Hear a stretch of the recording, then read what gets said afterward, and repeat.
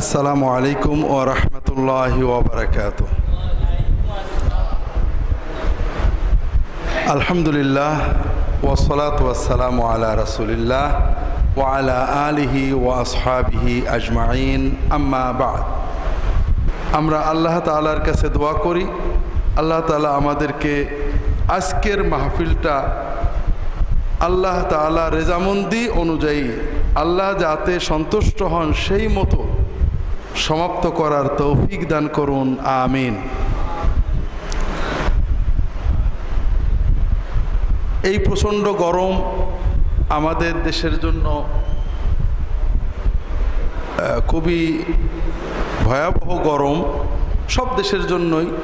বিভিন্ন দেশে আমরা শুনছি প্রচণ্ড গরমে মানুষ মারাও যাচ্ছে হিট স্ট্রোকে। এই গরমের ভিতরেই আমাদের মুমিন জীবনের, মুসলিম জীবনের অন্যতম শ্রেষ্ঠ ইবাদত রমাদানের সিয়াম এসে পড়েছে। এই সিয়াম আমরা কিভাবে পালন করব? রমাদানের গরমে সিয়াম পালনেরও কিছু আহকাম আছে। যেমন আসলে রোজা রেখে বেশি গোসল করলে অনেকে মনে করে মাকরুহ হয়ে যায়। বরফ গায়ে দেওয়া, মাথায় দেওয়া, গলায় দেওয়া, এতে রোজার ক্ষতি হবে কিনা? গরম প্রতিরোধের কোনো ব্যবস্থা করলে অথবা গায়ে হাতে মুখে বরফ লাগালে রোজা হালকা হবে কিনা? এ জাতীয় কিছু মাসআলাও আমাদের জানা দরকার। রোজা এই গরমে কিভাবে রাখলে আমাদের জন্য উপকারী, সহজ হয় সেটাও জানা দরকার। সবচেয়ে বড় যেটা জানা দরকার সেটা হলো এই প্রচণ্ড গরমে কষ্ট করে আমরা সবাই ইনশাআল্লাহ তাআলা রোজা রাখব, কিন্তু সেই রোজাটা আমাদের জীবনে কতখানি সওয়াব নিয়ে আসলো, আল্লাহর রেজামন্দি কবুলিয়াত নিয়ে আসলো, এটা হলো সবচেয়ে বড় বিচারের বিষয়। কারণ রাসূলুল্লাহ সাল্লাল্লাহু আলাইহি ওয়াসাল্লাম বলছেন, মান সামা রমাদানা ঈমানান ওয়া ইহতিসাবান গুফিরা লাহু মা তাকাদ্দামা মিন যামবি। যে ব্যক্তি ঈমানের সাথে, ইখলাসের সাথে, শুধু আল্লাহ তাআলার কাছে সওয়াব পাওয়ার আবেগ নিয়ে, দুনিয়ার কোনো স্বার্থ মাসলাহাত না দেখে রমাদানের সিয়াম পালন করবে, আল্লাহ তাআলা তার যাবতীয় গুনাহ মাফ করে দেবেন। আবার আল্লাহ তাআলাই অনেক রোজাদারকে কিছুই দেবেন না। রাসূলুল্লাহ সাল্লাল্লাহু আলাইহি ওয়াসাল্লাম বলছেন, রুব্বা সাইমিন লাইসা লাহু মিন সিয়ামিহি ইল্লাল জুউ ওয়াল আতাশ। অনেক রোজাদার আছে যার রোজা থেকে নিট লাভ হলো, একমাত্র লাভ হলো ক্ষুধার কষ্ট, পিপাসার কষ্ট, আর কোনো লাভ হয় না। উভয় গ্রুপই কিন্তু রোজা রেখেছে, উভয় গ্রুপই রোজা রেখেছে। এমন না যে বেরোজাদার, আমরা কিন্তু বেরোজাদার এখনো যাইনি। রোজা না রাখলে কি গুনাহ, কি কষ্ট, কি শাস্তি, আমরা সেখানে যাইনি। আমরা রোজা যারা রাখবে তাদের দুটো ক্যাটাগরি জানলাম। তাহলে আমরা এখানে যারা আছি, আমরা আল্লাহ তাআলা তৌফিক দিলে সবাই রোজা রাখবো। তবে আমরা কোন দলে পড়ব এটা হলো চিন্তার বিষয়।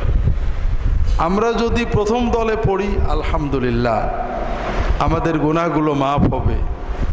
আর যদি দ্বিতীয় দলে পড়ি, তাহলে নাউযুবিল্লাহ, এত কষ্ট করেও আমরা পুরস্কার থেকে বঞ্চিত হয়ে যাব। এজন্য আমাদের নিজেদের, অন্যদের নয়, আমরা অনেকবার আপনাদের বলছি, যখনই আমরা কিছু জানব প্রথমে নিজেরটা ভাবতে হবে। আমরা একটা হাদিস পড়েই চিন্তা করলাম যে এই যে জাল হাদিসটা অমুক হুজুর বলে একদিন ধরব, এই যে অন্যায়টা অমুক লোক করে ও খুব খারাপ, এই চিন্তা বাদ দিতে হবে। আমরা মশলা শেখার পরেই যদি আমাদের আমলের সাথে মিলে যায়, আলহামদুলিল্লাহ আমি ঠিক আমলটা করছি, আল্লাহ তোমার শুকরিয়া। যদি ভুল হয় তাহলে আমরা সিদ্ধান্ত নেব, আল্লাহ এতদিন ভুল করেছি, এখন থেকে ঠিক চলব। পরের চিন্তা করলে আমাদের এই সব বেকার হয়ে যাবে। এজন্য আমরা আমাদের রোজাগুলো কিভাবে সুন্দর করতে পারি, আল্লাহ তাআলার কাছে পুরস্কার পেতে পারি, এই বিষয়টা আমরা আলোচনা করার চেষ্টা করব। আল্লাহ তাআলা তৌফিক দান করুন, আমিন। তার আগে গত মাসিক মাহফিলে আমরা আলোচনা করেছিলাম যে এই যে মাগরিবের সালাত আদায় করেই আমরা বসি, এই সময়টা মূলত জিকিরের সময়। সালাতুল মাগরিব, সালাতুল ফজর, সালাতুল আসর এবং ঘুমাতে যাওয়ার আগে এই 4 সময়ে রাসূলুল্লাহ সাল্লাল্লাহু আলাইহি ওয়াসাল্লাম বেশ কিছু জিকির শিখিয়েছেন। এগুলো আপনারা অনেকে জানেন, আবার কেউ কেউ জানেন না। এগুলো খুবই গুরুত্বপূর্ণ, এগুলোকে অবহেলা করবেন না। আর এগুলো শেখার জন্য আমরা আগে এক সময় নিয়মিত এই জিকিরগুলো আমরা প্রথমে পালন করতাম, পরবর্তীতে এগুলো করে নিই। আপনাদের কিছু সময় দেওয়া হয় যে আপনারা প্রত্যেকে পার্সোনালি করবেন, এটাই সুন্নত যে প্রত্যেকে পার্সোনালি করবেন। কিন্তু শেখার জন্য মাঝে মাঝে দু একটা জিকির অনুশীলন করা যায়। আল্লাহ রসুল সাল্লাল্লাহু আলাইহি ওয়াসাল্লাম 5 ওয়াক্ত সালাতে সালাম ফেরানোর পরে কি বলতেন?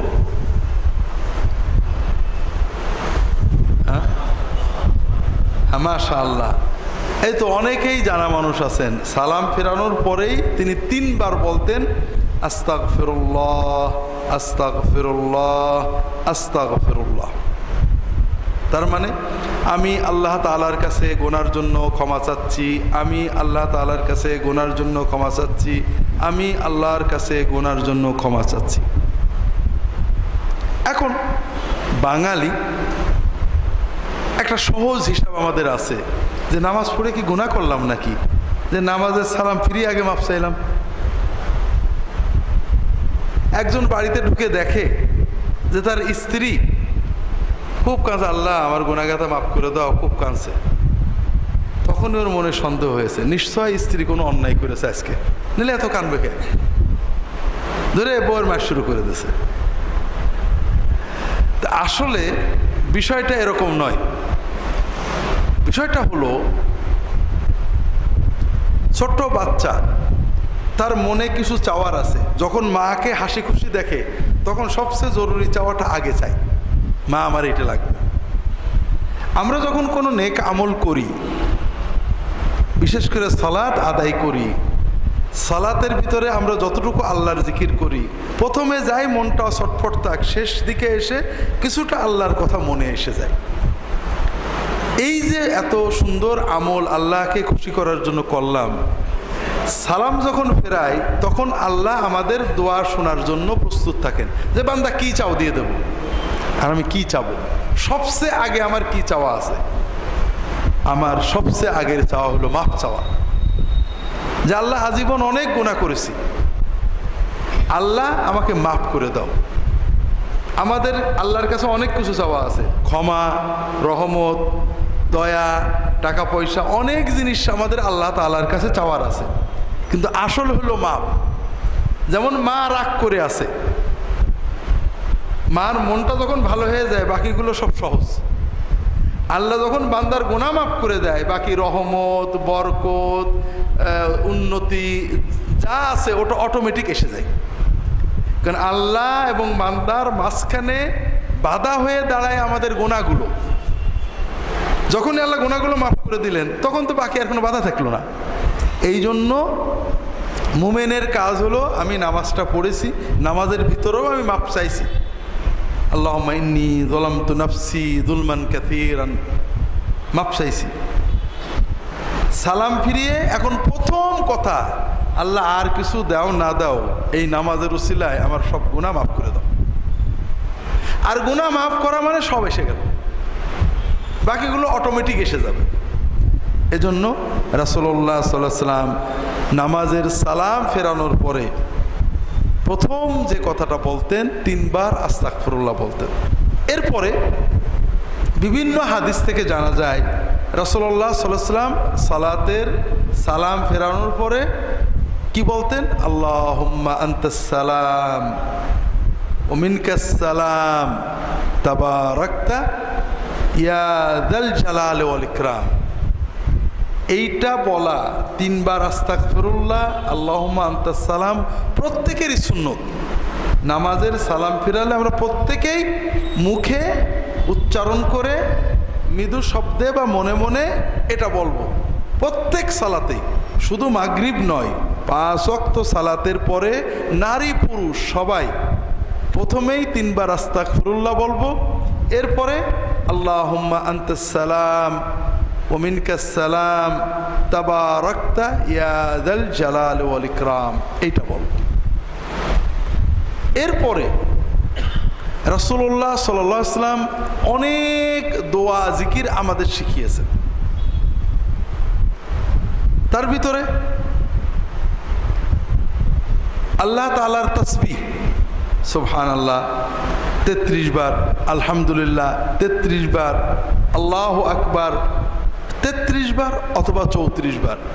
আল্লাহু আকবার 33 বার বললে সর্বশেষ লা ইলাহা ইল্লাল্লাহু ওয়াহদাহু লা শারীকা লাহু লাহুল মুলকু ওয়া লাহুল হামদু ওয়া হুয়া আলা কুল্লি শাইইন দিয়ে আলা কুল্লি শাইইন কাদির এই বাক্য দিয়ে আমরা 100 পুরিয়ে দেব, অথবা 33 বার সুবহানাল্লাহ, 33 বার আলহামদুলিল্লাহ, 34 বার আল্লাহু আকবার পড়ব। এটাও প্রত্যেক নামাজের পরে আমরা পড়ব। এরপরে আপনি আগে পিছে করতে পারেন, প্রত্যেক সালাতের পরে আয়াতুল কুরসি পড়া। রাসূলুল্লাহ সাল্লাল্লাহু আলাইহি ওয়াসাল্লাম বলছেন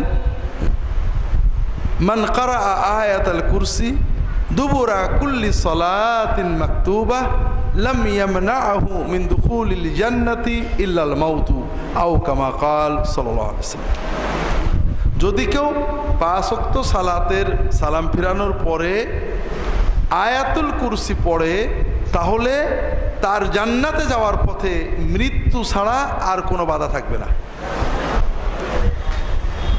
যাদের আয়াতুল কুরসি জানা আছে তারা পড়বেন। এরপরে আরো অনেক দোয়া, কুল হুয়াল্লাহু আহাদ, কুল আউযু বিরাব্বিল ফালাক, কুল আউযু বিরাব্বিন নাস, এই 3টে সূরা জোহরে, আসরে, ইশায় 3 সালাতের পরে একবার করে পড়তে হয়। আর ফজরে, মাগরিবে এবং ঘুমাতে যাওয়ার আগে বিছানায় শুয়ে ওযু থাক বা না থাক 3 বার করে পড়তে হয়। তাহলে মাগরিবের পরে আমরা এই সূরা কয়বার পড়ব? 3 বার। কুল আল্লাহ 3 বার, কুল আউযু বিল ফালাক 3 বার, কুল আউযু বিরাব্বিন নাস 3 বার, অথবা 3টে সূরা পড়লেন, আবার 3টে পড়লেন, আবার 3টে পড়লেন, যেভাবেই পড়েন সমস্যা নেই। এগুলো আমাদের জানা। এর বাইরে অনেকগুলো দোয়া জিকির রাসূলুল্লাহ সাল্লাল্লাহু আলাইহি ওয়াসাল্লাম আমাদের শিখিয়েছেন, যেগুলো আমাদের জন্য অনেক কল্যাণ বয়ে আনে, মুখস্থ করতে হয়। দরুদের কথা গতদিন বলেছি, 10 বার দরুদ শরীফ মাগরিবের এবং ফজরের পরে পড়লে রাসূলুল্লাহ সাল্লাল্লাহু আলাইহি ওয়াসাল্লামের শাফাত সেই মানুষের জন্য পাওনা হয়ে যায়। আর একটা দোয়া আপনাদের বলেছিলাম, বিসমিল্লাহিল্লাযী লা ইয়াদুররু মা ইসমিহি শাইউন ফিল আরদি ওয়ালা ফিস সামাই ওয়া হুয়াস সামিউল আলিম। সকালে 3 বার, সন্ধ্যায় 3 বার পড়লে ওই দিনে কোনো আসমানি জমিনি বালা ওই মানুষটাকে স্পর্শ করবে না। ছোট বাচ্চাদের আমরা যদি সকালে 3 বার পড়ে ফু দিয়ে দিই, মাথায় গায়ে হাত দিয়ে একটু পড়ে দিই, সন্ধ্যায় পড়ে দিই, ইনশাআল্লাহ ওই দিনে তার কোনো আসমানি জমিনি বালা তাকে স্পর্শ করবে না। আপনার দৌড়ে বেড়ান হুজুরের কাছে তাবিজ নেওয়ার জন্য, মা যে মহব্বতে পড়তে পারে, হুজুর তো ওই মহব্বতে পড়ে ফু দিতে পারে না। আমি কোনো রকম, আর মা কত মহব্বতের সাথে পড়ে, আল্লাহ তো কালবের হালত দেখে যে কতখানি মহব্বত দিয়ে পড়ছে। এই যে মা যখন এই দোয়াটা পড়ে বাচ্চাকে ফু দেবে, এর যে তাসির হবে, আমার দোয়ায় অত তাসির হওয়ার কথা না। এরপরে সকালে এবং সন্ধ্যায় হেফাজতের দুটো দোয়া আছে। একটা হলো নিজেরা পড়বেন, বাচ্চাদেরকে পড়ে ফু দেবেন বা মাথায় গায়ে হাত রেখে পড়বেন। আউযু বিকালিমাতিল্লাহিত তাম্মাতি মিন কুল্লি শাইতানিন ওয়া হাম্মাহ ওয়া আইনিন লাম্মাহ। এর মানে হলো, আল্লাহ আমি আপনার আশ্রয় চাচ্ছি, আপনার কালিমাতিল্লাহিত তাম্মা, আল্লাহ তাআলার পরিপূর্ণ কালামের কালেমার আশ্রয় নিচ্ছি, যেন কোনো শয়তান, জিন, কোনো কীট পতঙ্গ, বিচ্ছু, সাপ, কোনো বদনজর যেন আমার ক্ষতি করতে না পারে। 3 বার। এবং ছোট বাচ্চাদের এই দোয়া পড়ে সকালে এবং সন্ধ্যায় 3 বার ফু দিয়ে দেবেন, গায়ে হাত দিয়ে পড়বেন। আরবিটা যদি উইযুকা এরকম বললে ভালো হয়, তবে না পারলে এইভাবেই পড়বেন, আউযু বিকালিমাতিল্লাহিত তাম্মাতি মিন কুল্লি শাইতানিন ওয়া হাম্মাহ ওয়া আইনিন লাম্মাহ। এটা সকালে, সন্ধ্যায়, ফজরের পরে, মাগরিবের পরে নিজেরা পড়বেন, বাচ্চাদেরকে পড়ে ফু দিয়ে দেবেন বা গায়ে মাথায় হাত রেখে পড়বেন।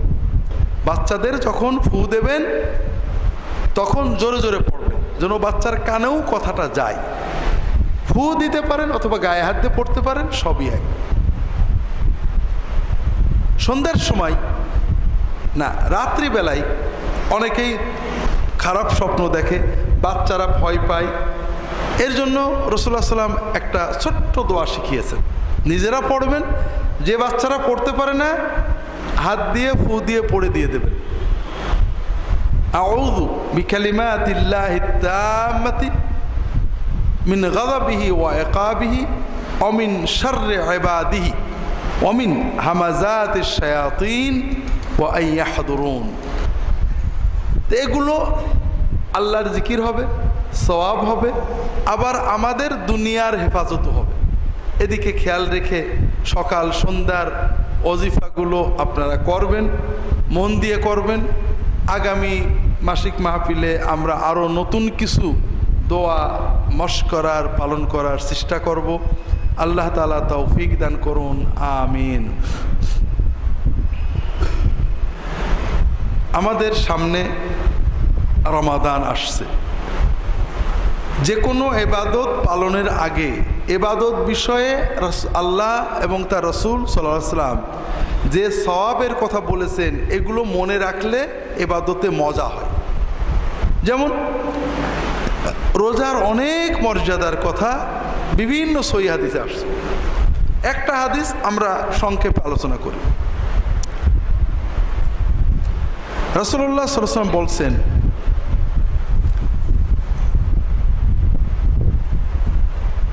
আল্লাহ তাআলা বলেছেন, কুল্লু আমাল ইবনে আদম লাহু ইল্লা সাওম ফাইন্নাহু লি ওয়া আনা আজজি বিহি। বান্দা যত ইবাদত করে সকল ইবাদত তার, শুধু ব্যতিক্রম হলো রোজা। রোজাটা আমার। রোজাটা কার? আল্লাহ। সব ইবাদত বান্দার, আর শুধু রোজাটা আল্লাহর। আল্লাহ বলছেন আমি নিজে তার প্রাইজ দেব। তার মানেটা কি? যত ইবাদত আছে প্রত্যেক ইবাদত বান্দা হিসাব করে আল্লাহ সওয়াব দেবে। সে পালন করেছে, আল্লাহ গুণে পড়ে তার হিসাবে সওয়াব দেবেন, 10 গুণ, 700 গুণ। কিন্তু রোজাটা তা না, রোজা একটা ব্যতিক্রম। সব ইবাদত মানুষ দেখতে পারে। আপনি নামাজ পড়ছেন, যদি ভুল করেন মানুষ দেখে ফেলবে, কিন্তু রোজা এমন একটা ইবাদত যা কেউ দেখতে পারে না। আপনি বলছেন রোজা আছেন, আপনি রোজা নেই, কেউ বুঝতে পারবে না। সেহরিও খেয়েছেন, ইফতারেও খাইলেন, দুপুরেও খেয়েছেন গোপনে, বউ দেখেনি, ছেলেফেলে দেখেনি, পানি খেয়েছেন, হতে পারে না। তাহলে রোজা এমন একটা ইবাদত, এই যে 15 ঘন্টার ভিতরে আপনি যদি রোজা ভেঙে ফেলেন কেউ টের পাবে না। নামাজ কিন্তু দাঁড়িয়ে ভেঙে ফেললে মানুষ টের পায়, হজ শুরু করে সে নষ্ট করে দিলে মানুষ টের পায়, জাকাত না দিলে কম বেশি দিলে কেউ না কেউ টের পায়, অন্তত আপনার ম্যানেজার দাদা আশেপাশে কেউ না কেউ টের পায়। একমাত্র ইবাদত যেটা কেউ টের পায় না, আপনি ছাড়া কেউ টের পাবে না, একান্তই আল্লাহর জন্য বান্দা পালন করে, সেটা হলো রোজা, সিয়াম। এজন্য আল্লাহ তাআলা বলছেন এই রোজার সওয়াব আল্লাহ হিসাব করে দেবেন না, বান্দাকে বেহিসাবি দেবেন। কাজেই আল্লাহর রাসূল সাল্লাল্লাহু আলাইহি ওয়াসাল্লাম বলছেন ওয়ালা খালুফু ফামিস সাইমি আতিয়াবু ইনদাল্লাহি মিন রিহিল মিস্ক। রোজা রেখে পেট খালি হয়ে যাওয়ার কারণে মুখে যে দুর্গন্ধ মতো তৈরি হয়, খাদ্য পচা দুর্গন্ধ না, খুব ভালো করে বুঝেন, যে খেয়েছেন দাঁত মাজেননি, দাঁতের ভিতরে খাদ্য জমে গন্ধ হয়েছে, এই গন্ধ কিন্তু ভালো না। রাসূলুল্লাহ সাল্লাল্লাহু আলাইহি ওয়াসাল্লাম রোজা রেখে সারাদিন মেসওয়াক করতেন, সকালে বিকেলে মেসওয়াক করতেন। কাজে রোজা অবস্থায় মেসওয়াক করা যাবে, করতে হবে, করাই সুন্নত। খাওয়ার পরে বিশেষ করে ভালো করে মেসওয়াক করবেন, ব্রাশ করবেন, দাঁত পরিষ্কার করবেন, সারাদিন মেসওয়াক করবেন, মুখ কুলি করবেন, পরিষ্কার করবেন, এই গন্ধ না। পেটে পাকস্থলী খালি হওয়ার কারণে, সারাদিন না খাওয়ার কারণে মুখে এক ধরনের অস্বস্তিকর গন্ধ তৈরি হয়। আল্লাহ তাআলা বলছেন এই মুখের ক্ষুধার কারণে যে গন্ধ, এটা আল্লাহ তাআলার কাছে মেশকের সুগন্ধির চেয়েও প্রিয়, কারণ এটা বান্দার ইবাদতের কারণে হয়েছে। ওয়ালিস-সাইমি ফারহাতান, রোজা যে রাখে, সিয়াম যে পালন করে, তার দুটো আনন্দ আছে। একটা হলো ইফতারের সময় খুশি লাগে না? ইফতারের আগে কখন ইফতার করব, ক্ষুধা লেগেছে, পিপাসা লেগেছে, কষ্ট হচ্ছে, খুব আনন্দ লাগে। রোজার বড় আনন্দ ইফতার। আর একটা আনন্দ রোজাদারের আছে, সেটা এখানে না। ওয়া ফারহাতুন ইনদা লিকাই রাব্বিহি, কিয়ামতে আল্লাহর সাথে যখন দেখা হবে তখন রোজাদার আসল খুশি হবে।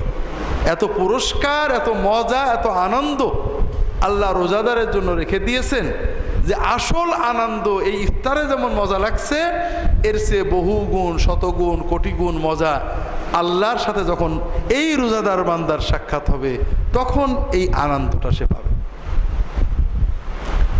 রোজার অনেক ফজিলতের কথা রাসূলুল্লাহ সাল্লাল্লাহু আলাইহি ওয়াসাল্লাম বলেছেন।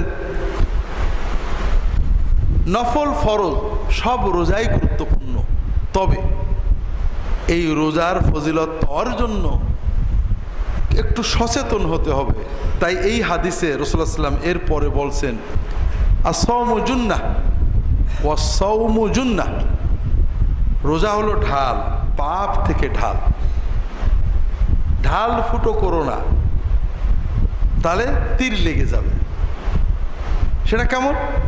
ফাইদা কানা ইয়াউমু সাওমি আহাদিকুম ফালা ইয়াফসুক ওয়ালা ইয়ারফুস, যখন কেউ রোজা রাখবে, রোজাদার, সেজন্য রোজা অবস্থায় কোনো বাজে কথা, গুনার কথা, অশালীন কথা অথবা অশ্লীল কথা, পচা কথা মুখ দিয়ে উচ্চারণ না করে।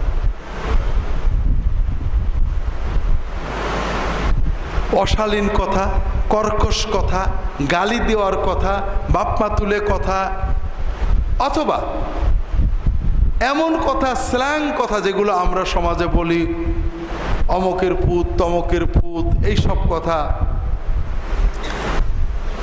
অশালীন বাজে কথা যেগুলো অশ্লীলতা প্রকাশ করে, কোনো কথা রোজা রেখে বলা যাবে না।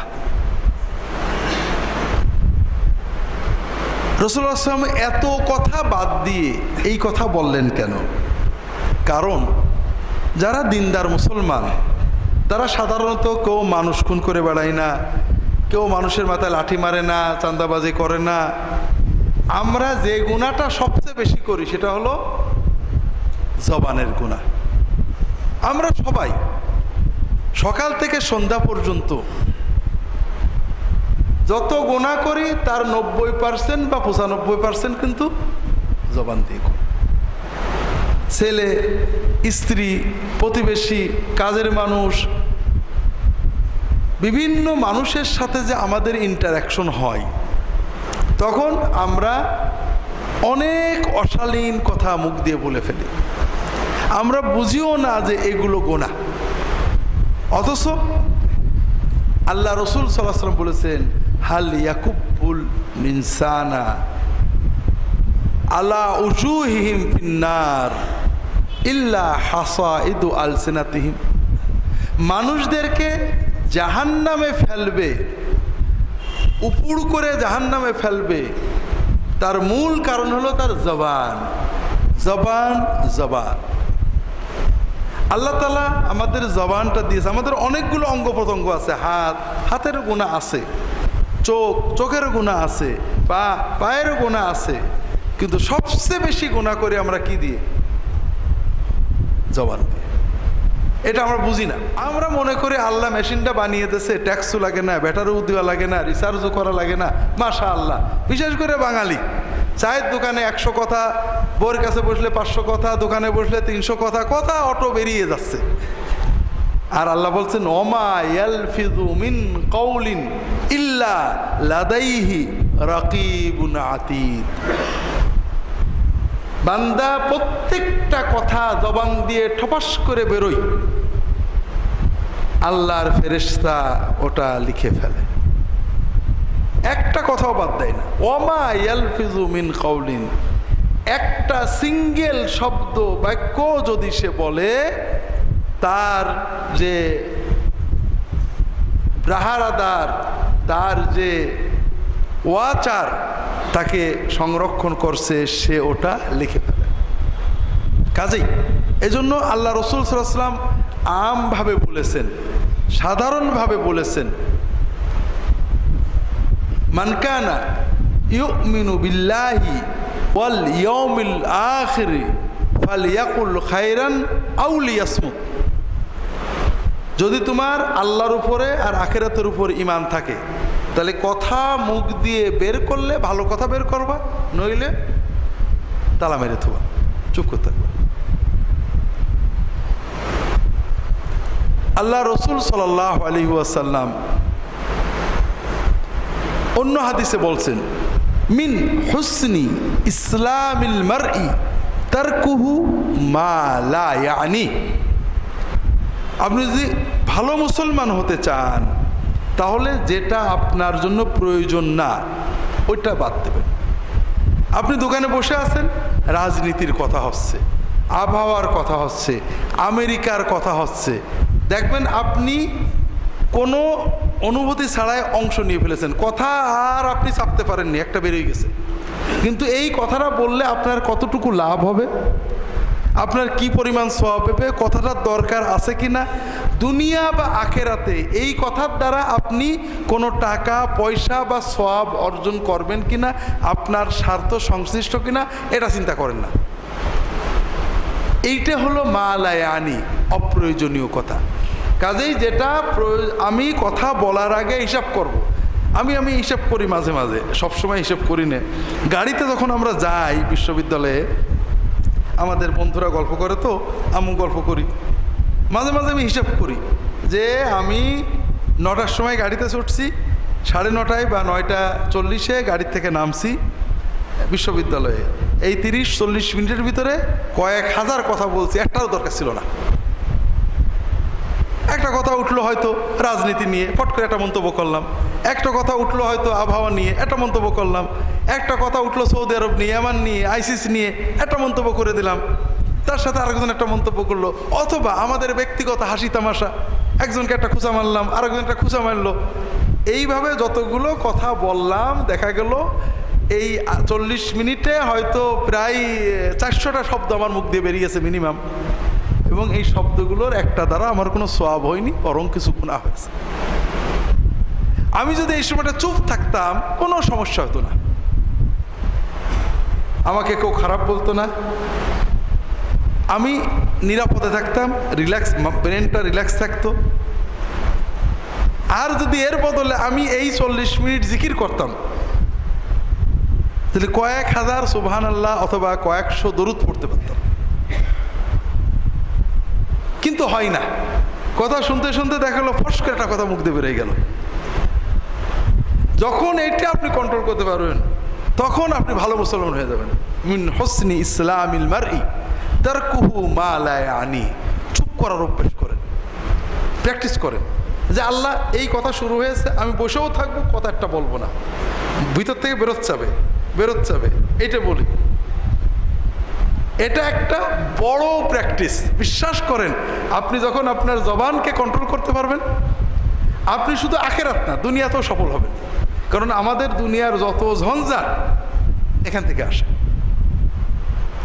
আল্লাহ কোরআন কেনে বলছেন, ওয়ালা তাকফু মা লাইসা লাকা বিহি ইলম ইন্নাস সামআ ওয়াল বাসারা ওয়াল ফুআদ কুল্লু উলাইকা কানা আনহু মাসউলা। যেটা ব্যাপারে তোমার ইলম নেই, জ্ঞান নেই, সুস্পষ্ট জানা নেই, আন্দাজে অস্পষ্ট জ্ঞান দ্বারা লোকের কথার ভিত্তিতে তার পিছনে চলো না, সে বিষয়ে মন্তব্য করো না, সন্দেহ করো না, কল্পনা করো না, এগুলো করো না। কারণ তোমার কান, চোখ, অন্তর প্রত্যেকটার ব্যাপারে আল্লাহ কিয়ামতের দিনে জিজ্ঞাসা করবেন। এজন্য জবানকে সংহত করা সবচেয়ে বড় জিনিস। আপনি রেগে গেছেন, এটা খারাপ, তো রাগ আসলে কখন খারাপ হবে? যখন জবান খুললো। প্রচণ্ড রেগেছেন, তালা মারা আছে, খুব একটা সমস্যা নেই, কিন্তু যখন জবান খুলে দিলেন তখন আর ঠেকাতে পারবেন না। এই জন্য জবানটাকে কন্ট্রোল করা, এটা আমাদের ইমানদারদের, বিশেষ করে আপনারা যারা আমাদের আজ সুন্নাহ ট্রাস্টে সুন্নাতের জন্য আসেন। আমি সারা বাংলাদেশে প্রয়োজনে অপ্রয়োজনে যেতে হয়। একজন মানুষ 50 বছর দিনদার, সমাজের ট্র্যাডিশনাল দিনদার, আলেম ওলামাদের কাছে যান, পীর সাহেবদের কাছে যান, শবে বরাত পালন করেন, শবে কদর পালন করেন, কিন্তু হালাল হারাম সম্পর্কে সচেতন না। অনেক পাবেন, কিন্তু আমি নিজে দেখি অনেক জায়গায় যাই, তাওহীদ এবং সুন্নত বোঝে, সহিহ সুন্নতের আলোকে দ্বারা দিনদার, তারা দিনদারির শুরুতেই দেখবেন দাড়ি রেখে ফেলেছে লম্বা, চাকরি 3টে বাদ দিয়েছে হারামের ভয়ে, পর্দার ব্যাপারে সচেতন, অর্থাৎ দিনের হালাল হারাম এগুলোর ব্যাপারে খুবই সচেতনতা আসে। কারণ তারা বোঝে যে আমার আমল নিয়ে আমাকে আল্লাহর কাছে যেতে হবে। আর তাদের জন্য এই আমল কিন্তু কষ্ট লাগে না। আপনারা মনে করেন দাড়ি রাখা বুঝি কি কষ্টের কাজ, মোটেও কষ্টের কাজ না, তার আনন্দের কাজ, তার ভালো লাগে, তার ভিতরে স্যাটিসফ্যাকশন আছে, তৃপ্তি আছে, আনন্দ লাগে। তার ওই হারাম চাকরিটা ছেড়ে দিয়ে একটু কষ্ট হলো হালাল চাকরিতে থাকতে তার মজা লাগে, কষ্ট হয় না, কারণ ঈমান তাকে সহযোগিতা করে। এই জন্য কোরআন এবং সুন্নাহ যে বিষয়টা আমাদের সর্বোচ্চ গুরুত্ব দিয়েছে সেটা হলো ভাইরা এই জবান। আমি আজকে জবান নিয়ে বেশি বলবো না, শুধু সিয়াম কেন্দ্রিক কথাগুলোই বেশি বলবো, কারণ আমাদের রমজানের আরও কিছু মাসলা মাসাইল আছে। আমরা তো মাজলিসুস সুন্নাহ রমাদানেও আর হবে না, রমাদানে আমরা করতে পারি না। ইনশাআল্লাহ রমাদানের পরে, অর্থাৎ জুলাই মাসেরটা হবে না, আগস্ট মাসেরটা ইনশাআল্লাহ হবে, যদি আল্লাহ তাআলা আমাদের বাঁচিয়ে রাখেন। এই জন্য রমাদানের আরও মাসলা আমাদের আলোচনা করতে হবে। তবে রমাদানে বিশেষ করে রোজা অবস্থায় রাসূলুল্লাহ সাল্লাল্লাহু আলাইহি ওয়াসাল্লাম এই জবানের কথা কেন বললেন? বিশেষ করে জুন মাসে এটা কেন দরকার? কারণ জুন মাসের গরম এবং বাঙালি মেজাজের গরম আর পেটের ক্ষুধার কারণে গরম, তিন গরম এক জায়গায় হয়ে, পিপাসার গরম, ক্ষুধার গরম, আবহাওয়ার গরম, বাঙালি মেজাজের গরম, এই চার গরম এক জায়গা হয়ে রোজা অবস্থায় আমরা সহজেই বিস্ফোরণ হয়, অর্থাৎ বাস্ট হয়ে যায়। যে কথাই রোজার আগে রাগিনি ওই রকম একটা কথাই রোজার ভিতরে রাগ হয়ে যায়, বউয়ের সাথে, কাস্টমারের সাথে, কর্মচারীর সাথে বাজে কথা বলে ফেলি। এরকম কি ঘটে নাকি? এই জন্যই রাসূলুল্লাহ সাল্লাল্লাহু আলাইহি ওয়াসাল্লাম সাবধান করলেন যে এই চার গরমকে একসাথে সংরক্ষণ করতে হবে। রোজা অবস্থায় তুমি নিজেকে বারবার অটো সাজেশন মেসেজ দেবে, আমি রোজা আছি, আমি কিন্তু রোজা।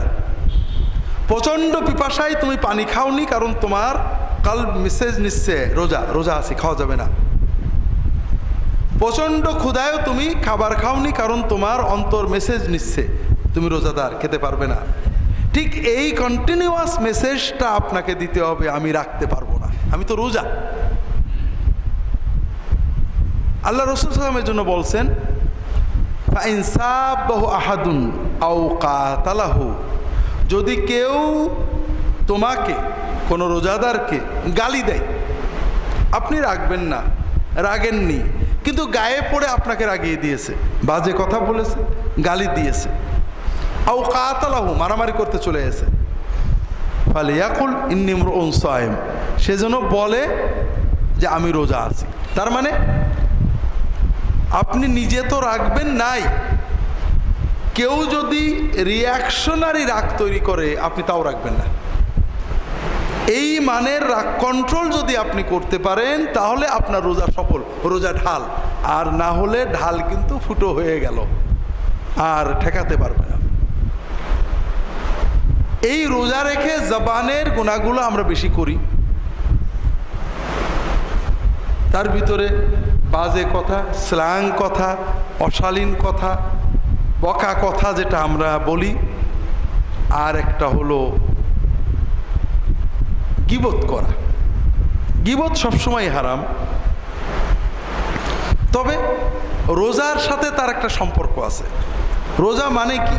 পানাহার ত্যাগ করলাম, রোজার কারণে বিসমিল্লাহ আল্লাহু আকবার বলে জবাই করা গরু, ছাগল বা মুরগির গোশত রান্না করে ভুনে রাখা আছে রান্নাঘরে বা ফ্রিজে, আমি খাইলাম না, রোজা। আর গীবত করা হলো মরা ভাইয়ের গোশত খাওয়া, ভাইয়ের মরা লাশ আছে, আমি ছুরিতে কেটে কাঁচা গোশত কামড়ে খাচ্ছি। আপনি রোজার কারণে হালাল রান্না করা গোশত খাইলেন না, কিন্তু মরা ভাইয়ের কাঁচা গোশত খাইলেন, তে কেমন রোজা হলো? এতে কোনো রোজা হলো না। এই জন্য আমরা সবসময় গীবত পরিহার করব, তবে বিশেষ করে রোজা অবস্থায় আমরা মানুষের সমালোচনাটাই পরিহার করব। কাউকে নিয়ে কোনো কথায় যোগ দেব না, যখনই দেখবেন মানুষ নিয়ে কথা আছে অ্যাভয়েড করবে, কারণ মানুষ নিয়ে কথা হলেই সমালোচনা আসবে। ব্যক্তি নিয়ে কোনো সমালোচনায় যাবেন না। গীবত কাকে বলে? আল্লাহ রাসূল সাল্লাল্লাহু আলাইহি ওয়াসাল্লাম গীবতের সংজ্ঞা, পরিচয় আমাদের বলেছেন।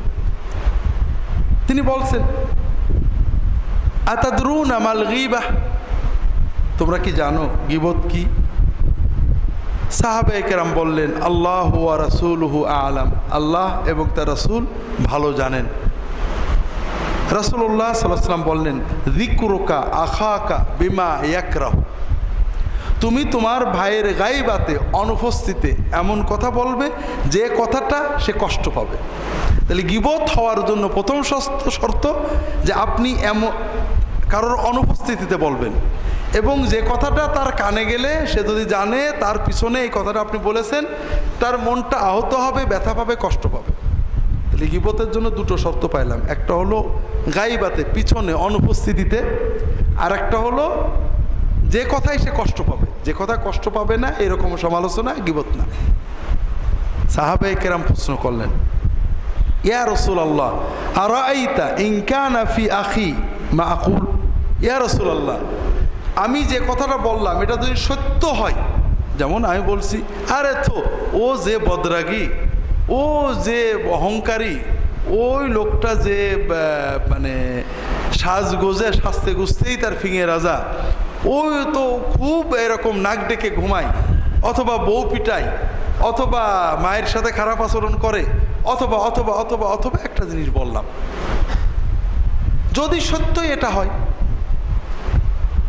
তখন রাসূলুল্লাহ সাল্লাল্লাহু আলাইহি ওয়াসাল্লাম বললেন, ইনকানা ফি আখিকা মা তাকুলু ফাকাদ গতাবতা, যদি তোমার কথাটা শতভাগ সত্য হয় তাহলেই সেটা গীবত। তাহলে গীবত হওয়ার জন্য তিনটে শর্ত, একটা হলে সেটা সত্য কথা, আরেকটা সেটা পিছনে হইতে হবে, আর একটা এমন কথা যেটা যদি তার কানে যায় যে আপনি তার পিছনে বলেছেন, তাহলে তার মনটা কষ্ট পাবে। আমরা যদি এমন কথা বলি, সে সামনে থাকলে বা যদি তার কাছে রেকর্ডটা বাজানো হয়, কষ্ট পাওয়ার কিছু নেই, তাহলে সেটা গীবত না। আর যদি মিথ্যা হয়, তাহলে এটা গীবতের চেয়েও বড় পাপ। তা আমরা গীবত প্রচুর করি, মহিলারাও করেন, পুরুষেরাও করেন। কিভাবে করেন? মনে করেন ইফতারের দাওয়াত হবে রমজানে, মহিলাদেরও দাওয়াত দেওয়া হবে, বাড়ি এসে পরের দিন মোবাইল করবেন অথবা পড়শির সাথে গল্প করবেন, আমি পুরুষ অথবা মহিলা, অমুকভাবেই দাওয়াত দিছিল, এই ইফতার করেছে, মনে হয় যেন খাইনি কোনো দিন। এরকম ঘটে না? ঘটে না? ঘটে না বোধহয়, তাই না? অমুক ভাবি, অমুক ভাই এই কথা বলছিলেন, অথবা এই কাপড় পরে আসছিলেন, আদেকিলের মতো। এরকম ঘটে না? ঘটে না? আপনি যদি বলেন অমুক ভাই এই পোশাক পরে আসছিল, এই কথাটা যদি তাকে বলা, এখানে মাইন্ড করবে না, কিন্তু আদেকিলের মতো যখন বললেন, তখন এই কথাটা যখন তাকে বলা হয়, মাইন্ড করবে না। তো এই আদেকিলের মতো জীবনে যেন কোনোদিন খাইনি, অমুক নাকি এইরকম করলো, এই যে ডেসক্রিপশনের সাথে কিছু কথা বললাম, যেটা তার ব্যাপারে একটা অশোভন মন্তব্য, কথাটা তার কাছে গেলে কষ্ট পাবে। এই মোবাইলে রেকর্ড করে তাকে কথাটা শোনালে তার মনটা খারাপ লাগবে। আল্লাহ তাআলা মানুষের ভিতরে সম্প্রীতি এত বেশি চেয়েছেন যে এমন কথা মুখ দিয়ে বলবেন না যেটা যদি রিলে হয়েও তার কানে যায় তার মনটা খারাপ লাগে। গীবত বিশেষ করে রোজা অবস্থায়, এটা হলো রোজা সংরক্ষণের ব্যাপার গুনাহ থেকে। কিন্তু রোজা আমরা সুন্নত পদ্ধতিতে কিভাবে পালন করব, খুবই সংক্ষেপে আমি বলবো। আমরা সুন্নাত পদ্ধতিতে রোজা পালনের জন্য কয়েকটা পর্যায় বলবো। প্রথম কথা হলো, আমরা রোজার চাঁদ যদি আমরা দেখি, প্রতি মাসে চাঁদ দেখার একটা দোয়া আছে, এটা আমরা পড়ার চেষ্টা করব। আল্লাহু আকবার বলা, আল্লাহুম্মা আহিল্লাহু আলাইনা বিল ইমনি ওয়াল ঈমান ওয়াস সালামাতি ওয়াল ইসলাম ওয়া রাব্বি ওয়া রাব্বুকাল্লাহ। অনেকে চাঁদ দেখলে সালাম দেয়, আমাদের দেশে বোধহয় এখনো আছে, দেখছেন নাকি? নতুন চাঁদ দেখলে সালাম দেওয়া, এটা কিন্তু ঠিক না, এটা খুবই খারাপ কাজ। চাঁদ দেখলে আল্লাহর কাছে দোয়া করতে, প্রথমে আল্লাহু আকবার, এরপরে আল্লাহ এই যে নতুন মাস শুরু হলো, এই মাসটা আমাদের ঈমানটা মজবুত রেখো, আমাদের সকল কাজে কর্মে বরকত দিও। দোয়াটা কেমন হলো? হ্যাঁ, মাসের শুরুতেই আল্লাহর কাছে বরকত চেয়ে নিলেন। ওয়াস সালামাতু ওয়াল ইসলাম, আমাদের দিন ইসলাম ঠিক রেখো, আমাদের নিরাপত্তা বিপদ আপদ থেকে মুক্ত রেখো। এরপরে চাঁদের সাথে একটা কথা বলা, রাব্বি ওয়া রাব্বুকাল্লাহ, চাঁদ তুমি কিচ্ছু না। অনেকে চাঁদ পূজা করে, সূর্য পূজা করে, তোমার রব এবং আমার রব আল্লাহ, তুমিও যার বান্দা আমিও তার বান্দা। চাঁদ কিছু না, কিন্তু নতুন চাঁদ উঠেছে, আমি আল্লাহর কাছে দোয়া চাচ্ছি। এটা পারলে পড়বেন। এরপরে তারাবি শুরু হলো, এবং তারাবি দিয়েই শুরু হলো আমাদের ঝগড়া। বিশেষ করে আমরা যারা সুন্নত নির্ভর, তাদের ঝগড়া এক্ষেত্রে বেশি। এটা হলো সুন্নত ঝগড়া আমাদের। যারা শরীয়ত পালন করে না, নামাজ কালাম পড়ে না, অনেকে রোজা রাখে নামাজ পড়ে না, এদের কোনো সমস্যা নেই, নামাজই পড়ে না, ঝগড়ার কি? আমরা যারা একটু ভালো করে দিন পালন করতে চাই, তারাবির নামাজ 8 রাকাত না 20 রাকাত, এটা নিয়ে ঝগড়া হবে। তা আমি বিস্তারিত বলবো না। কথা হলো তারাবির নামাজ 20 রাকাত যেটা পড়া হয় এটা সহিহ হাদিস দ্বারা প্রমাণিত, সাহাবীদের যুগে পড়া হয়েছে। তবে রাসূলুল্লাহ সাল্লাম নিজে অথবা সাহাবায়ে কেরাম কোনো রাকাতকে ফিক্সড করেননি যে এর কম পড়া যাবে না বা এর বেশি পড়া যাবে না, কারণ রাসূলুল্লাহ সাল্লাল্লাহু আলাইহি ওয়াসাল্লাম নিজেই এটাকে ফিক্সড করেন। আপনারা হয়তো মনে করেন জোহরের নামাজ 4 রাকাতের জায়গায় 6 রাকাত পড়া যায় না, রাসূলুল্লাহ সাল্লাম যেটা পড়েছেন তার চেয়ে বেশি আমরা পড়বো কি করে? কথাটা ওরকম না। জোহরের নামাজ রাসূলুল্লাহ সাল্লাল্লাহু আলাইহি ওয়াসাল্লাম কখনো 2 রাকাত, কখনো 4 রাকাত, কখনো 6 রাকাত পড়েননি। কিন্তু কিয়ামুল লাইল, তাহাজ্জুদ রাসূলুল্লাহ সাল্লাল্লাহু আলাইহি ওয়াসাল্লাম কখনো 2 রাকাত, কখনো 4 রাকাত, কখনো 6 রাকাত, কখনো 8 রাকাত, কখনো 10 রাকাত, কখনো 12 রাকাত বিভিন্ন রকম পড়েছেন। তিনি রাকাত সংখ্যা বাড়িয়েছেন, কমিয়েছেন, কিন্তু টাইম কিন্তু একই রেখেছেন। 2 রাকাতেও 4 ঘন্টা, 4 রাকাতেও 4 ঘন্টা, 6 রাকাতেও 4 ঘন্টা, 8 রাকাতেও 4 ঘন্টা, 10 রাকাতেও 4 ঘন্টা, 12 রাকাতেও 4 ঘন্টা, 4 থেকে 6 ঘন্টা অথবা এই রকম সময় তিনি কিয়ামুল লাইল পড়তেন। সাহাবীদের যুগে 8 রাকাত পড়া হয়েছে, 20 রাকাতও পড়া হয়েছে, সেটাও 4 থেকে 6 ঘন্টা।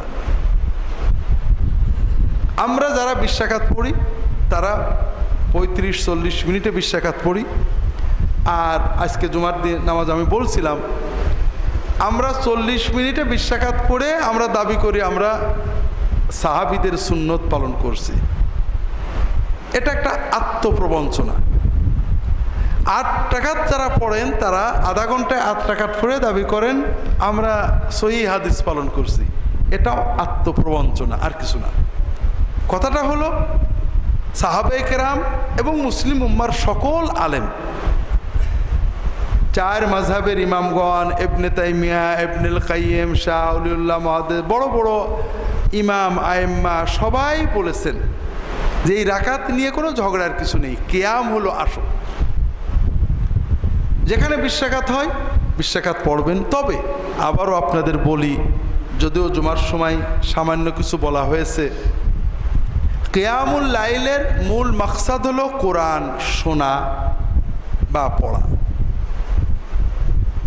তারাবির নামাজ জামাতে পড়া ওয়াজিব নয়, না পড়লে গুনাহ হবে না। যদি মূল মসজিদে জামাত কায়েম হয়েছে, আপনি তারাবির নামাজ ঘরে পড়েন, কোনো গুনাহ হবে না। তবে জামাতে পড়ার কোরআন খতমের সওয়াব থেকে মাহরুম হবেন। ইশার নামাজ ঘরে পড়লে গুনাহ হবে। কাজেই আপনি তারাবি জামাতে পড়েন বা ঘরে পড়েন, অবশ্যই ইশার নামাজ জামাতে পড়বেন। 2 নম্বর, তারাবির মূল সুন্নত হলো খতম তারাবি বা জামাতে তারাবির কোরআন শোনা। কাজেই মহব্বতের সাথে, আদবের সাথে কোরআনটা শুনতে হবে। মসজিদে এমন হাফেজ রাখার চেষ্টা করবেন যিনি অন্তত প্রতিটি শব্দ সুস্পষ্ট পড়েন, আপনার কানে যায়।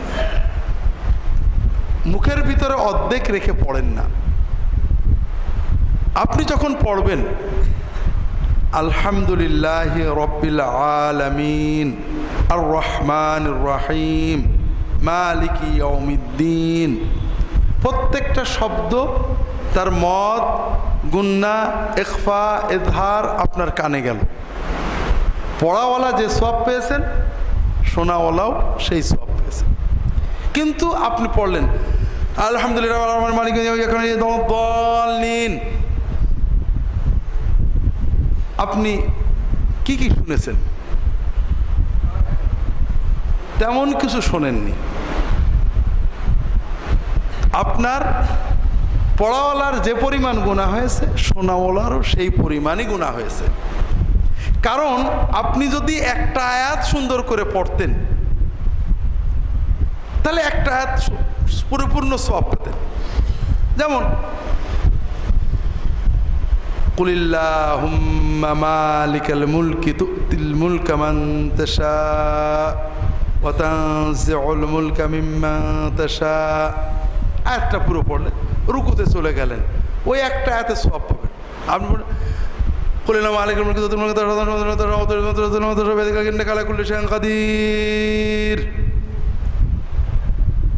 আপনি কি শুনলেন?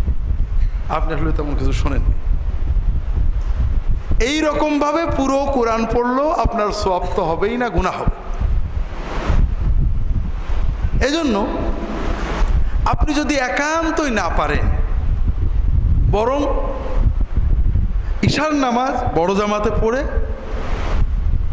তারাবির নামাজ ছোট একটা জামাত করেন, অন্তত সুন্দর করে মহব্বতের সাথে পড়া যাবে, তাতে একটু সময় বেশি লাগুক। যদি তাও না পারেন তাহলে একা সূরা তারাবি পড়েন, যদি সেই রকম ইমানি মজবুত থাকে। ঘরে আসলেন, কিছুই পড়া হলো না, গুনাহগার হয়ে গেলে, এরকম যেন না হয়।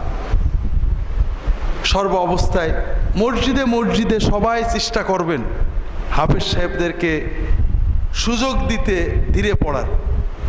দোষ সব হাফেজ সাহেবের উপর চালানো, হুজুর আমাদের হাফেজ এমন পড়ে কিচ্ছু বোঝা যায় না, অথচ দোষ হাফেজের না। হাফেজ সাহেবরা জানে যে ধীরে পড়লে চাকরি থাকে না। গত বছরও আমাকে যশোর থেকে ফোন করেছে, হুজুর মসজিদ কমিটির নির্দেশ 35-40 মিনিটের ভিতর খতম করে দিতে হবে, তা না হলে হবে না।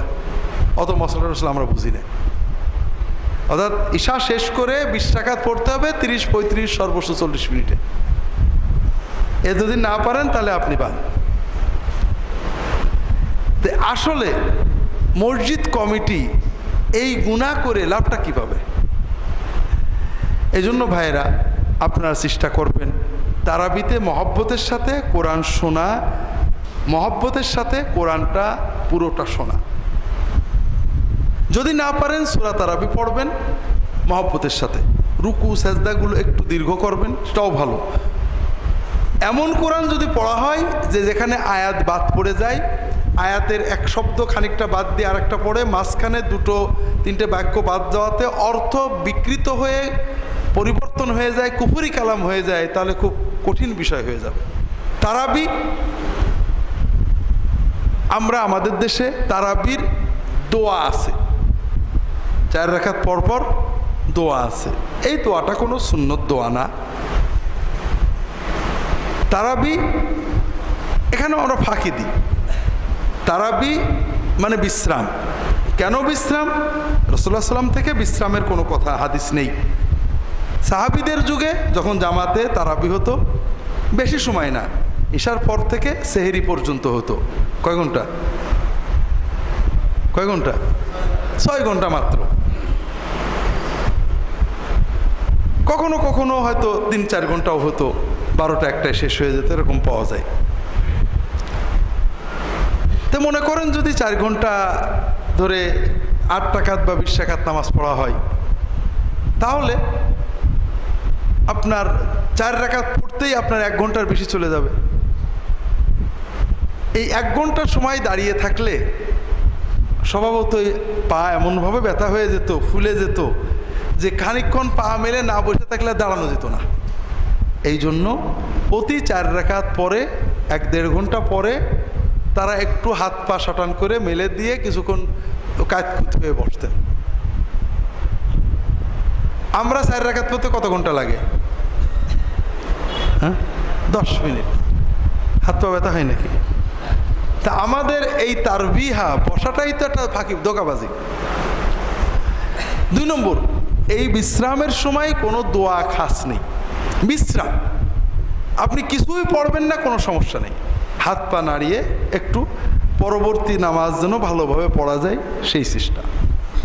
তবে যদি পড়তেই হয়, সবচেয়ে বেশি সওয়াব কিসে? কোরআন তেলাওয়াতে।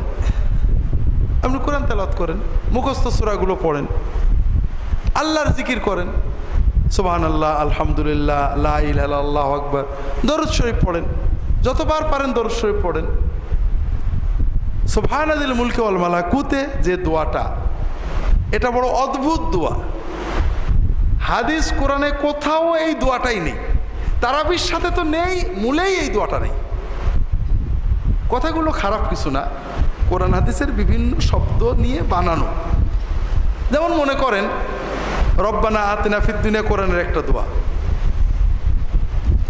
রাব্বিগফিরলি ওয়া তুব আলাইয়া হাদিসের একটা দোয়া,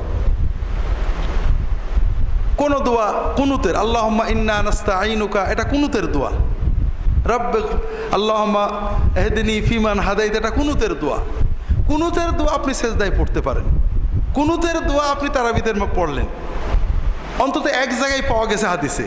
তারাবির দোয়া যেটা পড়ি হাদিসের কোথাও নেই, না কুনুতে না এমনি সকালে রাত্রে বিকেলে কোনো জায়গায় এই দোয়াটা নেই। 2 নম্বর হলো তারাবির সাথে তো এর কোনো সম্পর্ক নেই। যে মুনাজাতটা আমরা করি এটা একই অবস্থা, কোরআন হাদিসে কোথাও নেই।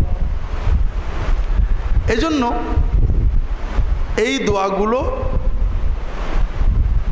যারা শিখে ফেলেছেন পড়লে আমরা বলবো না যে গুনাহ হবে, তবে এটা তারাবির অংশ মনে করলে বেদাতে চলে যাবে। সবচেয়ে ভালো হয় তাসবিহ তাহলিল বা দরুদ শরীফ পড়বেন। আর মুনাজাতটা প্রতি 4 রাকাত পর পর খুবই আপত্তিকর। এক নামাজে কয়বার মুনাজাত করে মানুষ? 20 রাকাতে তো তারাবি এক নামাজ হলো। এমনিও আমরা বাংলাদেশের মুসলমান আল্লাহর কাছে দোয়া করা বুঝি না। এই যে 4 বার 5 বার আমরা এই যে মুনাজাত করলাম, এই সুযোগটা যদি মুসল্লিদের দেওয়া হতো, সেজদাটা একটু বড় করে, এই যে 20 রাকাতের 40টা সেজদাই যদি 10 সেকেন্ড করে বাড়ানো হতো, ভাই আপনারা এই 40 সেজদায় 40টা দোয়া করবেন, তাতে বরং অনেক কাজ হতো। 40টা সেজদায় রব্বির হামহুমা আল্লাহুম্মা আইন্নি আলা যিকরিকা ওয়া শুকরিকা রাব্বিগফিরলি রব্বানা আতিনা ফিদ দুনিয়া, যদি সুবহান রাব্বিয়াল আলা 3 বার পড়ার পরে 10টা সেকেন্ড 15টা সেকেন্ড সময় দেওয়া হতো, ইমাম সাহেব একটা দোয়া পড়তেন, মুক্তাদিরাও একটা দোয়া পড়তো, তাহলে এই যে না বুঝে কিছুই না বুঝে শুধু হাত মুখ ডলার চেয়ে অনেক বেশি কাজ হতো।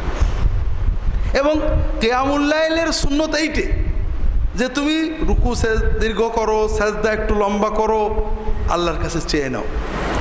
আপনাদেরকে বলছি যেহেতু আমাদের সুন্নতের মাহফিল, আবারও বলি, কারণ আমি অনেক কথা বলি, কোন কথা কোথায় বলি মনে থাকে না, মনে হয় যে আপনাদেরকে বলছি অথচ বলিনি। তারাবির নামাজটা যদি খুব শর্ট করে আমরা পড়ি, একেবারে কম্পিউটারের কি জন্য এখন ডুয়েল কোর না কি জন্য হয়েছে, ডুয়েল কোর স্পিডে যদি পড়া হয়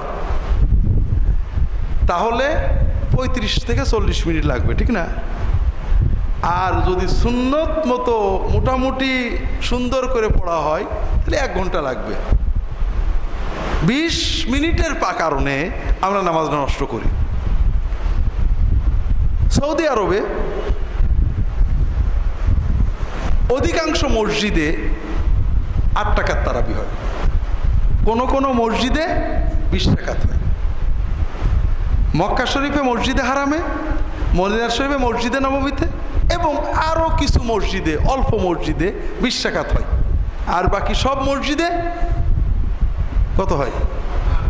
তবে এই 17-18 বছর সৌদি আরবে থেকে দেখলাম সৌদি আরবের মুসলমানদের ইমান খুব দুর্বল। এই 8 আর 20 নিয়ে কোনদিন মারামারি করতে দেখলাম না। আমাদের ইমানের দাবি কি? যে 20 রাকাত পড়ে সে নামাজ যাবে মার খুশি, ইমানের একটা দাবি আছে না? আর যে 8 রাকাত পড়ে সে বেদাতি, মার খুশি। ইমানের যে জজবা দাবি সৌদি আরবে একেবারেই নেই। কেউ হাত ঝুলিয়ে নামাজ পড়ছে, কেউ হাত এখানে বেঁধে নামাজ পড়ছে, কেউ হাত এখানে বেঁধে নামাজ পড়ছে, কেউ রফাদাইন করছে, কেউ করছে না, কেউ আমিন বলছে, কেউ বলছে না। কারোর ইমানে একটু তাগাদা লাগে না, ধরে এটা খুশি মার। এমনকি 20 রাকাত আর 8 রাকাত তারাবি একই শহরে কেউ 20 রাকাত পড়ছে, কেউ 8 রাকাত পড়ছে, কেউ কারোর বিরুদ্ধে কিছুই বলে না। হ্যাঁ, আলেমরা মশলা দেয়, কেউ বলে 20 উত্তম, কেউ বলে 8 উত্তম, তাও কেউ গাল দেয় না। তাহলে ও দেশে আলেমদেরও ইমান দুর্বল, মুসলমানদেরও ইমান দুর্বল। তো এই দুর্বল ইমানের কারণে ওদের দেশে 8-20 চলে, কোনো ঝগড়া হয় না। আর আমরা আলহামদুলিল্লাহ ইমান মজবুত হওয়ার কারণে যে কোনো অন্যায় দেখলেই যেহেতু প্রতিবাদ করতে হবে, এজন্য আমরা মাশাআল্লাহ এ ব্যাপারে খুবই তৎপর। আসলে ইমানের দৃষ্টিভঙ্গি আছে, একটু ভালো করে বোঝার চেষ্টা করি। আমি অনেক জায়গায় বলেছি, হয়তো আপনাদের বলিনি, আবারও বলি। আমরা একটা গুয়ের টুকরো, একজন লোক এক টুকরো গু নিয়ে আসলো, এটা পাক না না পাক? না পাক। আমরা এটাকে ঘৃণা করব না ভালোবাসবো? ওই গুয়ের টুকরোটা এক জগ পানির ভিতরে রেখে দিল, গু না পাক, আর পানিও না পাক। এক দলা গু যদি এক জগ বা এক গ্লাসে রাখা হয়, পানি কি হবে? না পাক। আমরা গুকেও ঘৃণা করব, পানিকেও ঘৃণা করবো, হাতও দেবো না। এই দলা গু, এইটুক দলা গুই ওই বড় একটা পুকুরের ভিতরে নিয়ে ফেললো, গুটা কি না পাক, আর পানি না পাক? পুকুরের সব পানি না পাক? হ্যাঁ, পানি কিন্তু পাক। ওই গুড় জায়গা বাদ দিয়ে অন্য জায়গায় আমরা কিন্তু গোসল করি, গালেও পানি দিই না? আমরা বড় দিঘিতে কোথাও গু আছে, কোথাও মরা মাছ আছে, যদি ওই মরা মাছ পচা গু যদি আমার গ্লাসে থাকতো আমি পানি হাত দিতাম না। কিন্তু বিশাল দিঘি পুকুরের ভিতরে এক কোণে আছে, আর এক কোণে আমরা গোসল করছি, গালে পানি যাচ্ছে, কিন্তু ঘৃণা লাগছে না, ঠিক না? ওই গুয়ের টুকরো যদি বঙ্গোপসাগরে বা ভারত মহাসাগরে ফেলে দেন, ও গু কোথায় হারিয়ে যাবে, কোনো অস্তিত্বই থাকবে না, ঠিক না? যে একজন মুমিন, আমরা কাজ আমরা বলবো, কর্ম আমরা সবসময় কর্মের বিধান বলবো। মোনাজাত করা সুন্নত অথবা বেদাত, মিলাদ পড়া সুন্নত অথবা বেদাত, কেয়াম কি বলে ইল্লাল্লাহ যিকির সুন্নত অথবা বেদাত, অমুকটা জায়েজ অথবা না জায়েজ, এগুলো আমরা স্পষ্ট বলবো। কিন্তু একজন লোক মোনাজাত করেছে অথবা করেনি, মিলাদ পড়েছে অথবা পড়েনি, ইল্লাল্লাহ যিকির করেছে অথবা করেনি, ওই লোকটার ব্যাপারে আমার মানসিকতা হবে এই মানদণ্ডে। একজন শুধু ওই বেদাত টুকি করে অথবা নাজেজ টুকি করে, তার এক হুকুম, ওটা হলো গ্লাসের ভিতরের গু। আর একজন অনেক ভালো কাজ করে, কিছু নাজেজ বা বেদাত করে, ওইটা হলো ওই বড় দিঘির ভিতরে পুকুরের ভিতরের গু। গুর প্রতি ঘৃণা থাকে, কিন্তু পুকুরে আমরা গোসল করি, ওই পানি নিয়ে রান্নাও করি, ঠিক না? আর একটা হলো মহাসাগরের ভিতরে গু পড়ে গেছে, ওর কোনো হদিসই নেই। কাজেই একজন মুমেন অনেক ভালো কাজ করে, কিছু বেদাত করে। আরেকজন আলেম, আল্লাহর দিনের দায়ী, অনেক কাজ করেন, না বুঝে দু একটা বেদাত করেন, ভুল করেন। আর একজন মানুষ শুধু বেদাতে নিয়ে আসে, তিনজনকে এক হলো নাকি? না, কিন্তু আমরা বুঝি না। একজন মানুষ নামাজ পড়ছে না, তার ব্যাপারে খুশাখুশি নেই। এই রমজান আসলো, কেউ শুনলো না আমার কাছে এখন পর্যন্ত মশলা যে হুজুর রমজানে নামাজ পড়েন, এদের মশলা কি? কিন্তু আমার কাছে গতকাল এক প্রোগ্রামে ছিলাম, অনেক প্রশ্নের ভিতরে প্রায় অর্ধেক প্রশ্ন, হুজুর তারাবির নামাজ 20 রাকাত না 8 রাকাত, কথা বুঝেছেন? আবার কারোর প্রশ্ন, হুজুর আমি নাচতে বললে নামাজ কি হবে? হুজুর নাবির নিচে হাত বাঁধলে কি নামাজ হবে? মানে নামাজের মনে হচ্ছে হোলসেল এজেন্সি নিয়ে ফেলেছে মুসলমানরা। তো যাই হোক, যেটা বলছিলাম, সৌদি আরবের মানুষদের ইমান খুব দুর্বল, আর এই কারণে আমিও কিন্তু দুর্বল ইমান। আপনারা তো দেখেনি, আমার মহব্বতের ভাইয়েরা, ছোটো ভাইয়েরা, ছেলেরা বলে, স্যার আপনার ভিতরে বেদাত আছে। তো কেন রে বাবা? বলে আপনি এটাও যায়, যেটাও যায়, দুটো তো হইতে পারেন, একটা হইতে হবে। মুশকিল হলো সৌদি আরবে থেকে আমার ইমানটা দুর্বল হয়ে গেছে, কারণ ওখানে হুজুরা দুটোই মানে হাদিস কয়টা সই, সব ঠিক আছে, যে যেটা করছে আলহামদুলিল্লাহ। আমি হয়তো একটা করি, সেটা ভিন্ন কথা, কিন্তু কারোর বিরুদ্ধে বলে না। এমনকি ইমামদের ইজতিহাদ 2-3 রকম আছে, ঝগড়া করে না। তে এই দুর্বল ইমানদের ভিতরে থেকে থেকে আমার ইমানটাও এরকম দুর্বল হয়ে গেছে। তো যাই হোক, এটা আজকের উদ্দেশ্য না। উদ্দেশ্য হলো যে এই যে 20 আর 8 হয়, 8 বেশি হয়, কারণ কমের সুযোগ পাইলে মানুষ বেশি করতে চায় না, কথা বুঝেছেন? তো রিয়াদে একটা বড় মসজিদ ছিল, কিং খালেদ মস্ক, খুব বড় মসজিদ। ওখানের ইমাম সাহেব 20 রাকাত পড়তেন এবং খুব সুন্দর করে ধীরে ধীরে তেলাওয়াত করতেন, রুকু এবং সেজদা দীর্ঘ করতেন, এবং রুকু সেজদায় দোয়া করতেন। কোরআন তেলাওয়াতের সময় অনেকেই কান্ত, ওনার ধীরে ধীরে তেলাওয়াত তো একটু যেটা বোঝা যায়, আরব দেশের মানুষ যতটুকু বোঝে, মানুষের চোখে পানি এসে যেত। এই মসজিদে তারাবি পড়ার জন্য রিয়াদ থেকে 100 কিলো 180 কিলো দূর থেকে আলখার্স দিলাম বিভিন্ন দূরবর্তী 50 70 100 কিলো দূর থেকে যুবকেরা ইফতার করে গাড়ি ছাড়ত। ওই মসজিদে আজানের আগে 50 70 100 কিলো দূরের যুবকেরা এসে পুরো মসজিদ ঘুরে যেত। কি জন্য? যে 1.5 ঘন্টা ঘুরে তারাবি পড়বে। কেন?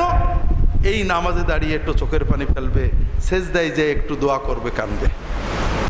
সেজদায় দোয়া করার লোভে, নামাজে দাঁড়িয়ে কোরআন শুনে চোখে পানি আনার লোভে যুবকেরা 100-150 কিলো দূর থেকে গাড়ি হাঁকায়ে ইফতার করে ওই উম্মুল হামামের জামেউল মালিক খালেদের ভিতরে এমনভাবে ভরে যেত, আজানের পরে গেলে জায়গা পাওয়া যেত না। কাজেই যুবকেরা চায়, পারে, আপনি দেন, বাংলাদেশের যুবকেরাও পারবে, দেখেন না কেন?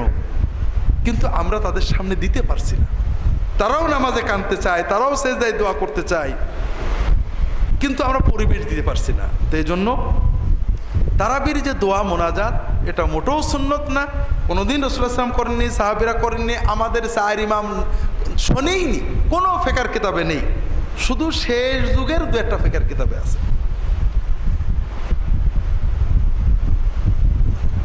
তারাবি